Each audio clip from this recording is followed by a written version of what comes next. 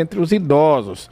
Vamos então com Juliana Santos, que está de volta com as informações sobre isso. Juliana, o que explica então esse aumento? Oi, Mário, bom dia para você, para todo mundo que está aqui nos acompanhando no Manhã Cidade. É bem interessante esses dados, inclusive, Mário, como você falou mesmo, né, esse aumento, a gente pode observar, de acordo com os dados do IBGE, em 2019, por exemplo, eram 44% de idosos que acessavam a internet.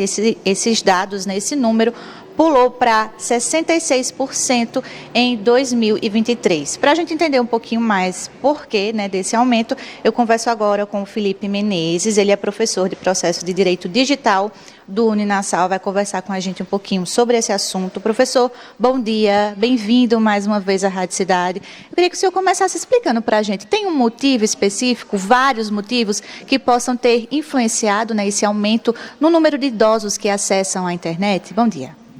Bom dia, cumprimento a todos, Mário Flávio, a audiência. Eu vejo de diversas formas diferentes. As pesquisas apontam que o uso nessa faixa etária tem alguns motivos relevantes. Em primeiro lugar, o barateamento do custo do uso da tecnologia. Barateou bastante nos últimos 10 anos. Os equipamentos se tornaram cada vez mais intuitivos, né? Os softwares, você consegue manipular eles sem um grande conhecimento técnico, com facilidade você consegue utilizar.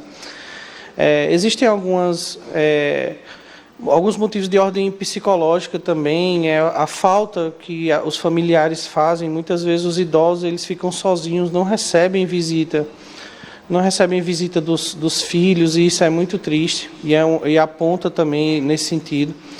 E também outras questões importantes, que é a própria migração dos negócios da vida civil, né, contratos, o uso do Pix para a internet. Então é preciso que o idoso também aprenda a utilizar essas ferramentas para que ele não fique isolado e sempre dependente de um apoio para as coisas da vida civil, né?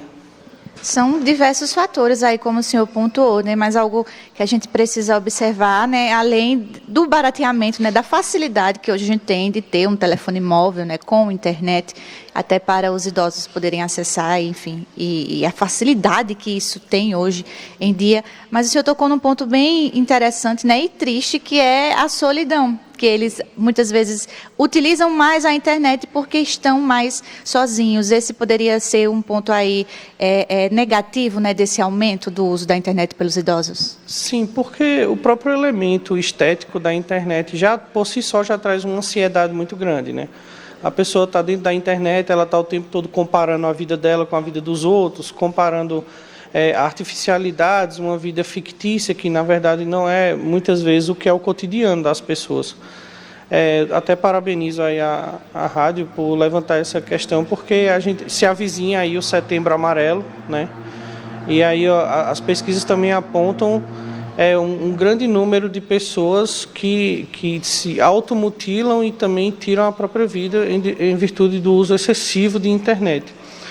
Então, entre os idosos, é importante que também a gente tenha essa atenção. A gente tem visto assim as mães, os pais preocupados com o uso da internet pelas crianças, né, muito cedo, mas às vezes a gente esquece dos idosos também. Você vê que quando o Código Penal foi modificado recentemente para incluir, por exemplo, o crime de perseguição do artigo 147-A do Código Penal, ele majora a pena se for cometido contra criança, contra idoso. Ou seja, porque o idoso no uso da internet ele está mais vulnerável. Então é importante esse olhar também para essa faixa etária da população. Inclusive, professor, essa pesquisa, né, esses dados recentes que o IBGE divulgou, apontou aí que 86%, né, desses idosos estão utilizando a internet aí todos os dias.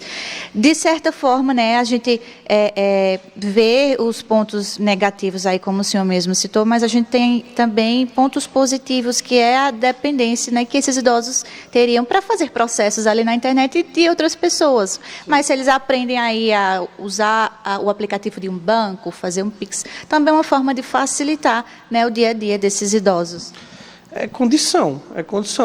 O idoso precisa saber. Eu me lembro, 15 anos atrás, quando implantaram o processo eletrônico para os advogados idosos tiveram muita dificuldade de usar o processo, que é obrigatório, né? Então, é importantíssimo que essa faixa etária da população esteja aprendendo a utilizar a ferramenta, porque assim eles conseguem ter mais independência mesmo, porque nem todos eles têm possibilidade de pagar algum ajudante ou ter familiares por perto para ajudá-los a fazer essas coisas. Então, assim, utilizar a internet para eles é condição mesmo de vida. Você veja o INSS. O aplicativo está lá, o meu INSS, super acessível, intuitivo para eles, entendeu? Que é um portal essencial para o idoso. Então, eu vejo também que tem esse lado positivo, com certeza. Perfeito. Professor, muito obrigada por conversar conosco, né? A gente está esclarecendo aqui um pouquinho, né, dos dados que foram divulgados aí pelo IBGE sobre o número de idosos, né, que acessam a internet, e aí esse número tem aumentado. O professor Felipe Menezes aqui com a gente, ele é professor de processo de direito digital do Uninasal, falando um pouquinho sobre isso e mostrando, né, os pontos positivos, né, desse aumento do uso da internet por essa faixa etária e também os pontos negativos. E aí serve de alerta para a gente também, para ajudar os idosos, né, a aprender a mexer, né, no celular, nesses sistemas, nos aplicativos de banco também que facilitam a vida deles, mas também para a gente ficar alerta, para que esses idosos, os que estão mais próximos a nós, não fiquem sozinhos, né, não se sintam solitários com o uso da internet, porque isso aí também pode acarretar muitos problemas aí futuros. Então, lados positivos e negativos, vale o alerta aí para todo mundo. Mário.